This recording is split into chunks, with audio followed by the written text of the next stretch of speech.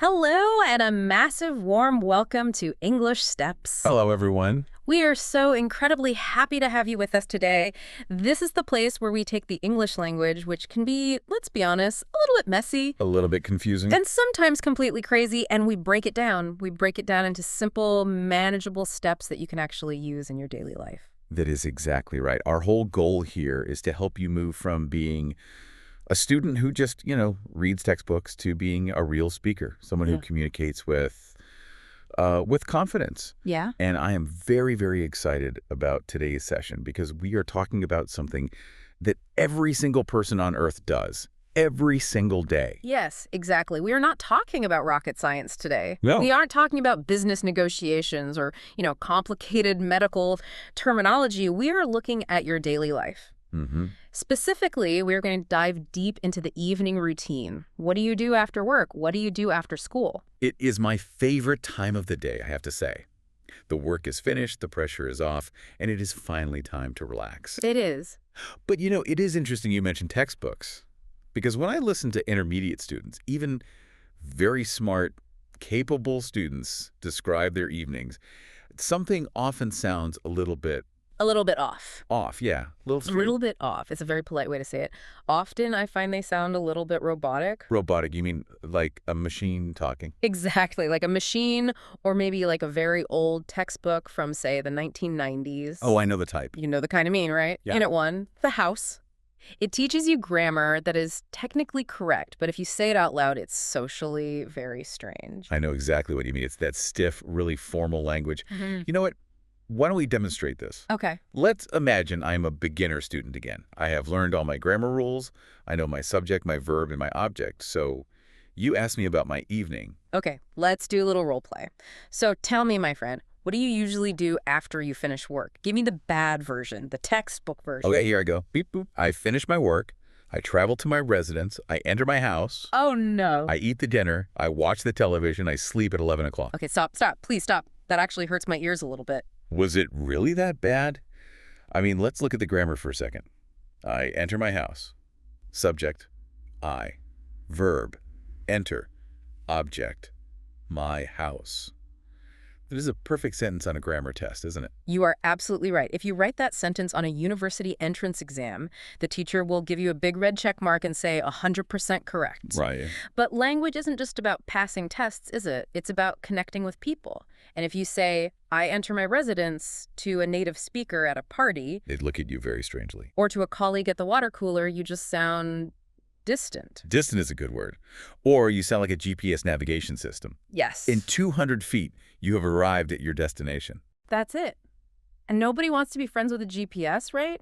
We want you, our listener, to sound warm. We want you to sound natural. We want you to sound like you. So that is our mission today. We're going to take that robotic script, we're going to throw it in the trash where it belongs, and we are going to replace it with the real English that native speakers actually use.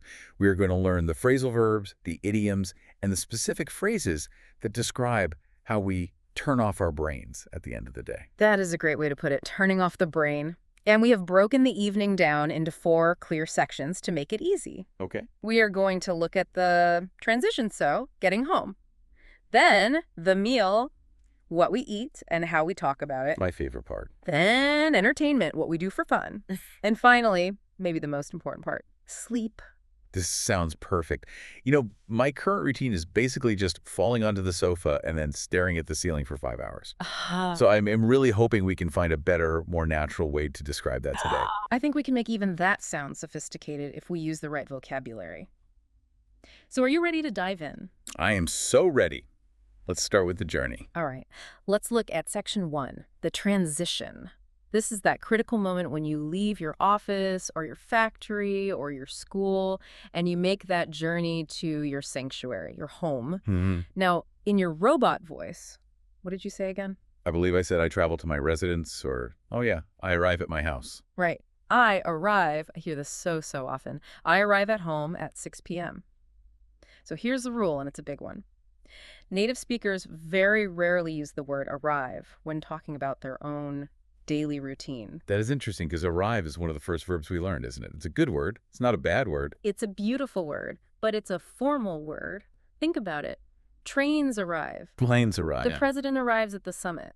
But you were just a regular person coming home from work. When you use arrive for your daily routine, it just adds too much weight. It sounds like an announcement. I see. It sounds like I am announcing my presence to the entire world. Hear ye, I have arrived. Exactly. And unless you are the Queen of England, you probably don't need to do that every day. Okay, point taken. So we need a correction. We need a word that is softer, more casual, and much, much more common. What is the magic verb? The magic verb is get, G-E-T. Get. The most useful, versatile, and sometimes the most frustrating verb in the entire English language. Oh, we use get for everything, don't we? We get tired, we get hungry, we get a new car. We really do. Right. But in this context, we are talking about movement and destination. We specifically say, get home, or get in. Okay, let's break that down. Get home. So instead of I arrive at 6:00, I should say I get home at 6:00. Perfect. Get in this sentence implies that the whole journey is finished. It focuses on the result. You were traveling, you were on the bus or in the car, and now, boom, you are there. You've made it. You've made it. I get home around 6. Now, I have a grammar question here because this is a really common mistake. Can I say, I get to my house, or I get to home? This is a crucial point. Thank you for bringing that up. Home is a very special word in English grammar. It is not just a noun. It often acts like an adverb here. Okay. We never use the preposition to with home when we are using verbs of movement. We don't go to home, or we don't come to home. And we definitely don't get to home. And we certainly don't. That is a mistake I hear all the time. I go to home. No, it is just I go home, I get home. It's a direct connection, right? Exactly. But you mentioned another one. There is a variation. You can also say, I get in. Get in. That's very short. It is short and it is super common. In just refers to being inside the building. Imagine you are talking to a friend on the phone. They might ask, hey, you look tired in your picture. What time did you get in last night? And I would answer, oh, I got in really late, maybe midnight. See how natural that sounds. I got in. It just implies crossing the threshold of the door. It sounds much more casual than I arrived really late. You're right. I arrived. Yeah. Sounds like I'm giving a police statement. Yes. Officer, I arrived at the premises at approximately 23 hours. Exactly. We want to avoid the police interrogation vibe at all costs. So repeat after me in your head, listener. I get home. I get in. Okay, so I have gotten in. I am physically inside my house. I have locked the door behind me. Now what? The day's not over. No. Now we need to deal with the stress. You have brought the stress of the day home with you. You need to relax. But relax is a very, very broad word. Right. We need a specific phrasal verb that describes the process of relaxing. We call this winding down. Wind down. Okay, how is that spelled? W-I-N-D, like the wind that blows in the sky. Same spelling, but a different pronunciation. Yeah. English is fun like that, isn't it? Always. The wind blows the trees. But here we use the long I sound, wind down. It rhymes with find or kind. Got it. Wind down. So what is the image here? Where does this phrase come from? Okay, imagine an old-fashioned toy. You know, a mechanical robot or a little toy car from maybe 50 years ago, before batteries were everywhere. Oh, I know the ones. You have a little metal key on the back or on the side. Yeah. You have to turn it, click, click, click, click. Exactly. You turn the key, you wind it up, and the spring inside gets really tight. It's full of potential energy. You put it on the floor, and it goes zoom. High energy. Super high energy. But then what happens after a few seconds? The spring starts to release the energy. The car starts to go slower and slower. And then finally it stops. It is losing energy. It is winding down. And humans are exactly the same. You come home from work, your brain is wound up, it is tight. Yeah. You are thinking about emails, phone calls, your boss, your commute. You cannot just stop instantly. You are not a light switch you can just flick off. That is such a good point. You can't go from 100 kilometers per hour to 0 in 1 second. If a car does that, it crashes. Right. If a human does that, they probably get a massive headache. Precisely. You need a transition period. You need a buffer zone between the high stress of work and the total relaxation of the evening. That period is what we call winding down. So how do we use this in a sentence? Can you give me an example? Sure. You might say, I usually need about an hour to wind down before I can even think about cooking dinner. I need an hour to wind down. That means I need an hour to just sit, maybe look at my phone, maybe listen to some music, just to let the stress evaporate. Correct. It is sort of an active process of doing nothing, if that makes sense. It does. So what do you do to wind down? Does staring at a white wall for 20 minutes count as winding down? You know what? If that helps your brain slow down, then yes, absolutely it does. Ew. Ideally, it might be something a bit more pleasant, but the goal is the same. Maybe you listen to a podcast. Like English steps. That is a fantastic way to wind down. Of course. Listening to English steps helps you wind down because our voices are so incredibly soothing. We try our best. So, okay, we are winding down. Now, let's look at the physical actions. You have walked through the door. What is the very first thing you do with your body? Well, I look down at my feet. I'm wearing shoes. I want them off. Immediately. Correct. But take off is a little bit neutral. I take off my shoes, it's fine, there's nothing wrong with it. But if you have had a really hard day and your feet hurt and you are just desperate for comfort, we use a more expressive phrase. Okay. Kick off your shoes. Kick off like kicking a football or kicking a door. Yes. It uses the verb kick, but, and this is very important, you don't actually have to kick them across the room and break a vase. That is good to know. My neighbors would be very angry if I started kicking things against the wall every evening at 6 p.m. It is figurative. Well, mostly figurative. You might use your heel to push the other shoe off quickly, but the word kick implies a little bit of maybe aggression or just enthusiasm. It implies speed. You want those shoes off now. It symbolizes the start of freedom, doesn't it? The moment the shoes are off, the workday is officially dead. It's over. Exactly. It creates such a vivid image. I got in, kicked off my shoes, and just collapsed on the sofa. It tells a story. Okay, so the shoes are off, my feet are free, I'm feeling better. Yeah. But I have another problem. I'm still wearing my work clothes. Right. Maybe I am wearing a suit and tie. Maybe I am wearing a uniform. Or maybe I am just wearing tight jeans. That is not comfortable for winding down. No, it is absolutely not. You cannot properly relax in a tie, so we need to change into something comfortable. It's a long phrase. Change it to something comfortable. It is, but we treat it like a chunk. It's almost like one long word. Native speakers say this all the time. Hey, I'm just going to pop upstairs and change into something comfortable. And what exactly are we changing into? Is there specific vocabulary for these comfortable clothes? Yes, there is. We have a great word for this. Loungewear. Loungewear. That sounds very fancy. It sounds like something you wear in a palace while you recline on a chaise lounge. It sounds fancy, but it is actually the complete opposite. Lounge implies sitting lazily. So loungewear is sweatpants, baggy t-shirts, hoodies, leggings. Ah, okay. Clothes that are soft, clothes that don't judge you if you eat too much pizza. I love that description. Clothes that don't judge you. So pajamas are for sleeping, but loungewear is for that in-between time, the time between work and sleep. Exactly. Though let's be honest with ourselves, sometimes loungewear becomes sleepwear if we are very lazy. I am very guilty of that. Mm. So there is a psychological shift here. When I take off the suit and put on the loungewear, my brain gets a signal. Work is finished. It is time to wind down. Precisely. It is a ritual, a very important one. Okay, so let's review this first section. I get home, I kick off my shoes, I change into something comfortable, specifically my loungewear to help me wind down. Perfect. You sound like a native speaker already. You don't sound like a robot anymore. You sound like a human being who enjoys comfort. I feel much more human. But, my friend, being human comes with some very human needs. What needs are those? I am hungry. Very hungry. Oh, yes. The stomach is rumbling. The biological clock is ticking. And that brings us to our next major topic, Section 2, the meal. Food. My favorite subject in the entire world. Now let's go back to your robot persona for just a second. How did you describe your dinner routine before? I believe I said, I eat the dinner. Okay.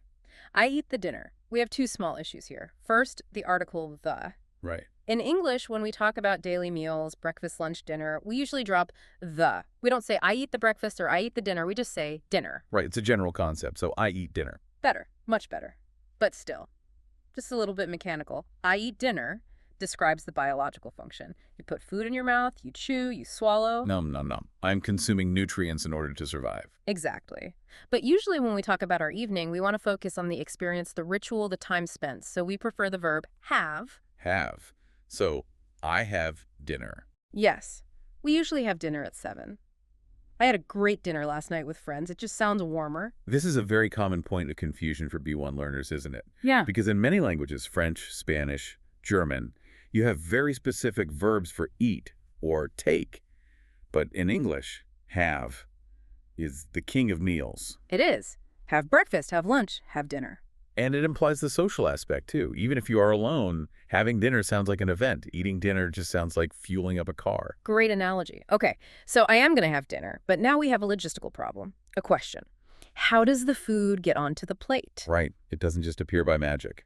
Well, broadly speaking, you have two options. Option A is what I call the energy option. You have some energy, you feel creative, you want to cook. But, and this is key, you don't want to spend 3 hours cooking like a Michelin star chef. No way. It's a Tuesday night. I'm tired. I want to eat now. So you are going to whip up something. Whip up. That's a cool phrasal verb.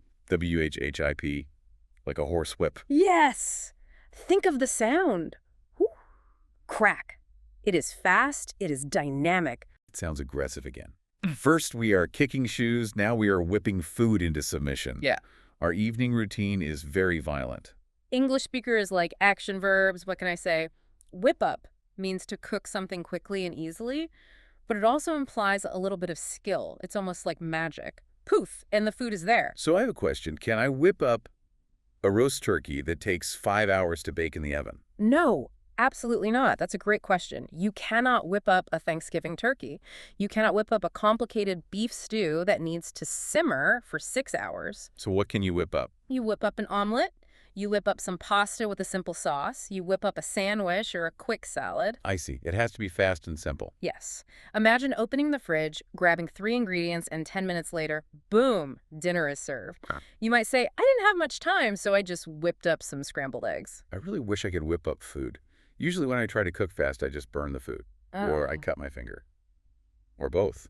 Well, if you burn the food, or if you are just very tired and have zero energy to wit anything at all, you have option B, the lazy option. I prefer to call it the tired option, or the I deserve this option. Okay, that's fair.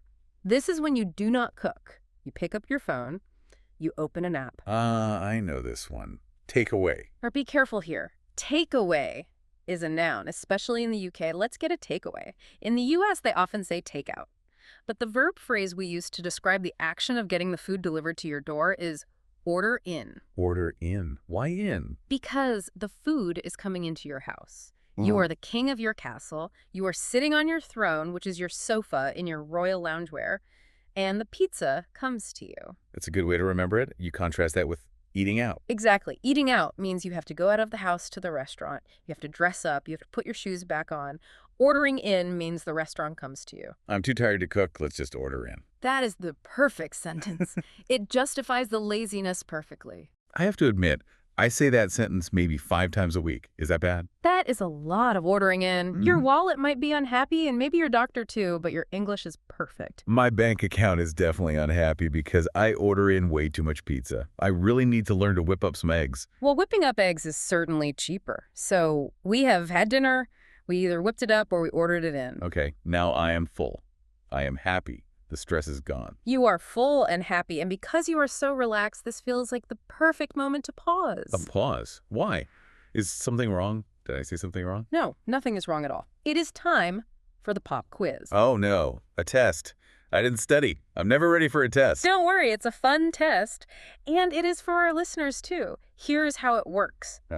I am going to say a sentence. This sentence is a robot sentence. It has mistakes or it sounds unnatural. Okay. I'm listening. You, the listener, have to fix it in your head. Try to make it sound like a native speaker using the vocabulary we just learned. Okay, I'm ready. My brain is ready. Give me the sentence. Okay, listen carefully, everyone. Here is the bad sentence. I arrived to my house and ate the dinner. Ooh, that sounds terrible to me now. I arrived at my house and ate the dinner. It just feels wrong. It does, doesn't it? So, listener, how do we say this naturally? Think about the verb for arrive and the verb for eat. I will give you 5 seconds, starting now. Think carefully. Okay, time is up. My friend, what is the correct natural answer? The answer is, I got home and had dinner. Perfect. I got home and had dinner. So simple, so natural, so much better. And if you want to be more specific, you could say, I got in and whipped up dinner. That is also correct, right? Yes. Extra points for using whipped up. You get a gold star for that. Fantastic. That was a good quiz. It really shows how small changes, just changing 2 simple words, can make you sound completely different. It changes the whole vibe of the sentence. Now that we have all passed our quiz with flying colors, let's move to section 3, evening entertainment. Okay. I have wound down. I have eaten. I am sitting on the sofa in my loungewear. Now I want to be entertained. Of course. So what do you usually do? Do you watch TV? Read? Yes, I watch TV shows. Yeah. Or I watch YouTube. Or sometimes I read a book. Yeah. Or, more often, I scroll through social media for hours until my eyes hurt. We all do that. It's a modern problem. Mm. Now, there's a very specific phrasal verb we use when we talk about consuming media in the evening, especially if we are behind. Behind? What do you mean behind? Like everyone else has seen the new hit show, but I haven't. Yes, that's one meaning. Or maybe you missed a few episodes of your favorite show because you were busy working late all week. Now it is the weekend, or it is a free evening. You need to catch up on it. Catch up on. 3 words. That's a bit of mouthful. It is. Catch up on. Imagine a race. The TV show is running ahead of you. It's on episode 5, but you're on episode 2. You are behind. You need to run fast to be in the same place. You need to catch up. I like that image. So if I haven't seen the news for 3 days, I don't know what is happening in the world. I feel disconnected. Exactly. So I need to sit down and catch up on the news. Exactly. It implies a deficit. You are filling a hole in your knowledge or your entertainment. You are bringing yourself up to date. That makes sense. So can I catch up on my emails? Yes, unfortunately you can. That is a very, very common phrase. I need to go home and catch up on some emails tonight. But be careful, that is not entertainment. That is work. That is definitely not winding down. Not at all. No. If you are catching up on emails, you are winding up again. So let's stick to Netflix. I need to catch up on the latest season of The Crown. Or I'm behind on my reading, so I'm going to try to catch up on my book this weekend. Yes. And you can also use it for people, which is interesting. You can catch up with a friend. Catch up with a friend. Does that mean I'm running after my friend down the street? In a way, figuratively. It means you haven't seen them for a long time. You don't know their news. You don't know what's new in their life. Right. So you meet for a coffee or dinner to exchange all your stories. You catch up. So I could say, we had dinner last night and caught up.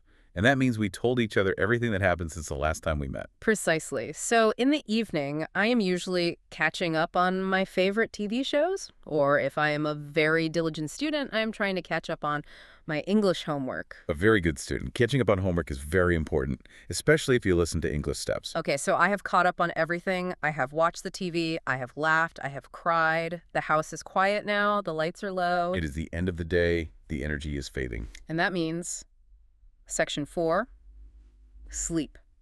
The final frontier. Now, I bet I can guess the robotic mistake here. I think I know it. Go on. Tell me. What does the robot say? I sleep at 11:00. You sleep at 11:00. Yes. This is maybe the most common mistake I hear from intermediate students, and it drives me crazy. But why is it such a big mistake? Yeah. I mean, I do sleep at 11:00. At 11:00 p.m., I am in my bed. My eyes are closed. I am sleeping. Because sleep is a state. It is the state of being unconscious. You are dreaming. You cannot control the exact second you sleep. That's true. You cannot look at your watch and say, okay, it is 11:00 p.m., sleep now, and then click, you're off. That's very true, unless you are a robot. Sometimes I lie in bed for 20 minutes, maybe even an hour, before I actually sleep. Exactly. So you cannot use sleep as an instantaneous action verb here. You have to talk about the process of going to the bedroom or the moment of transition. So simply, I should say, I go to bed.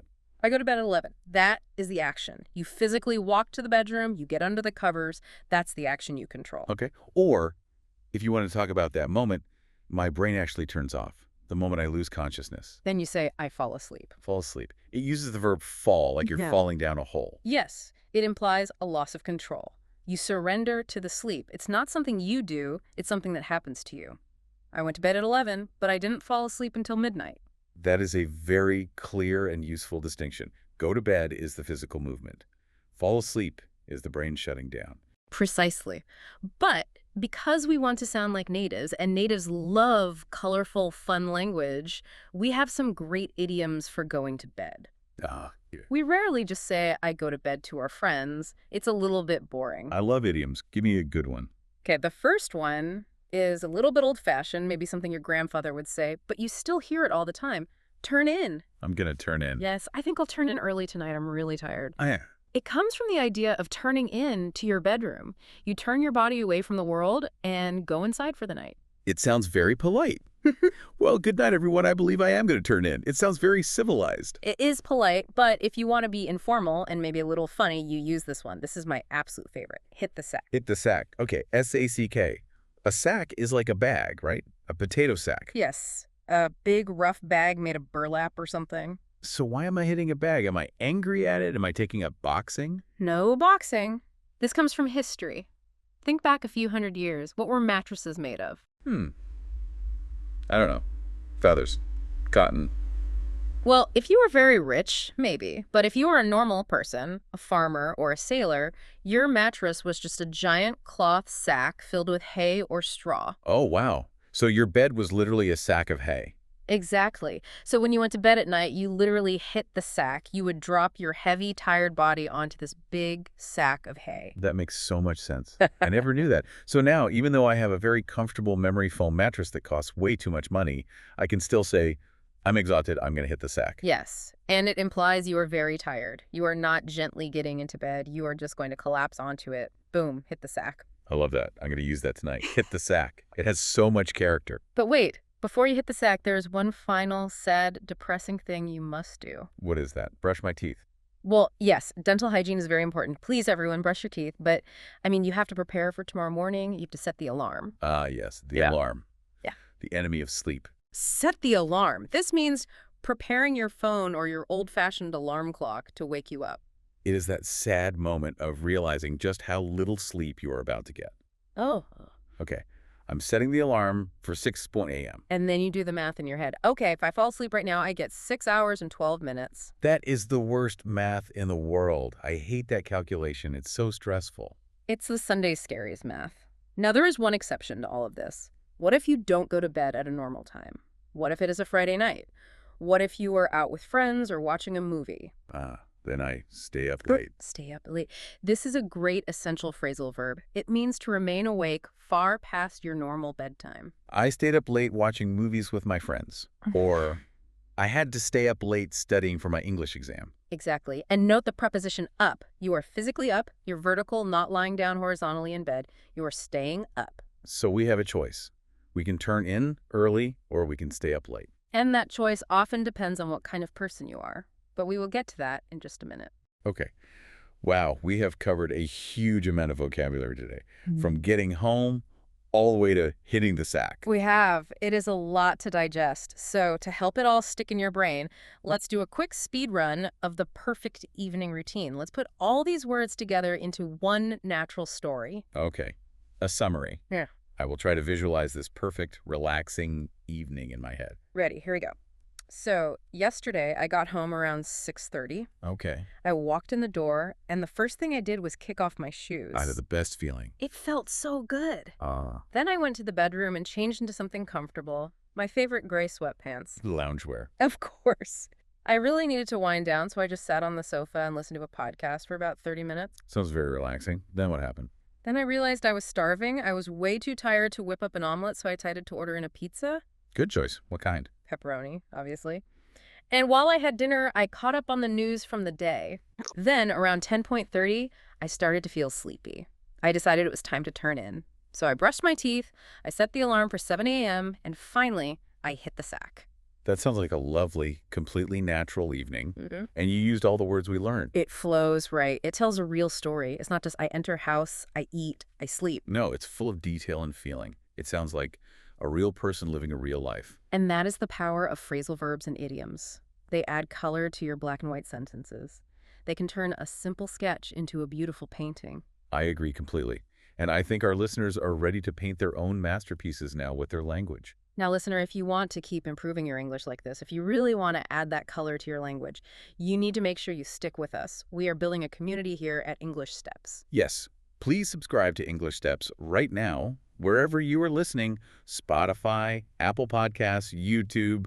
Just hit that subscribe or follow button. It really helps us, and more importantly, it ensures you never miss a lesson. We have so many more deep dives coming for you. We are going to cover travel, work, shopping, relationships, basically everything you need to sound like a native. You don't want to miss it. Trust me on that. Now, before we go, we have one final question for you. This is our engagement question for the day. We talked about staying up late and turning in early. Yes. The two types of people in the world. So here's the question for you to think about. Are you a night owl who likes to stay up late, or do you prefer to turn in early to get a full 8 hours of sleep? Ooh, that's a good question. A night owl, I love that idiom. A night owl is a bird that is awake at night, so that means a person who loves the night. Exactly. My friend, what are you, a night owl or an early bird? Oh, I am definitely a night owl, Huh. 100%. I get my best energy at about midnight. I love staying up late. I am terrible at turning in early. I try, but I always fail. What about you? I am the complete opposite. I love my sleep. I need my 8 hours. I like to hit the sack by 10:00 p.m. If I stay up late, I am a zombie the next day. So I guess I am an early bird. See, we are different. The early bird and the night owl. So listener, what about you? Answer in your own head, or maybe answer out loud right now. Practice the phrase. Say, I am a night owl, or I like to turn in early. Go on, say it loud. Don't be shy. Practice makes perfect. Thank you so much for joining us on this deep dive into evening routines. We hope you get home safely today, manage to wind down, and have a fantastic evening. Goodbye, everyone. Happy studying, and we will see you in the next episode of English Steps. Bye for now.